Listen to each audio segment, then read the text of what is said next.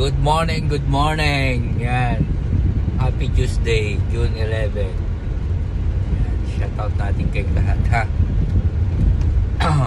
Yung iba, huwag kayong magtatampo sa akin kasi kung may napangako man ako sa inyo, yung mga gusto mabigyan ng mic dati, kasi po nagkaroon po ng sabotage dun sa aking mga sponsor na may nanghihingi ng mic, hindi ko daw nabibigyan. So mayroon kasing nagbablog din dati na ginamit niya lang din yung ako, tapos sabay siniraan niya ako dun sa mga tao. So wala na akong pakialam doon kung ano yung ginawa niya, pero humingi na siya na sorry sa akin. So ang ako lang naman, kasi katulad nyo lang din ako, nagsisikap din ako, hindi naman po ako lubos na mayaman. Kung ano lang po yung maitutulong ko sa inyo, sinishare ko lang. Nakita nyo naman, naglilinis ako ng mga bahay, yan, nagdadrive ako, yan, nagsisilbi ako sa mga taong mayaman. Mukha lang akong mayaman pero hindi ako mayaman.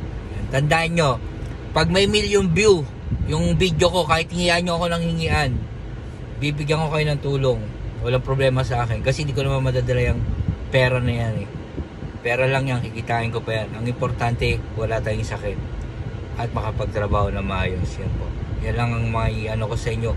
Wala po tayo sana samaan ng loob. Kung hindi pa kita nabigyan ng blessing, hintayin mo lang. Kasi ako, sino bang ayaw na bigyan ka? Siyempre lahat gusto magkaroon, di ba? Kaya ako nagsisikap ako dun. Sa mga nabigyan ko ng blessing, sana pagyamanin nyo pa yung nabigyan ko. Sana may matulungan din kayo ng ibang tao.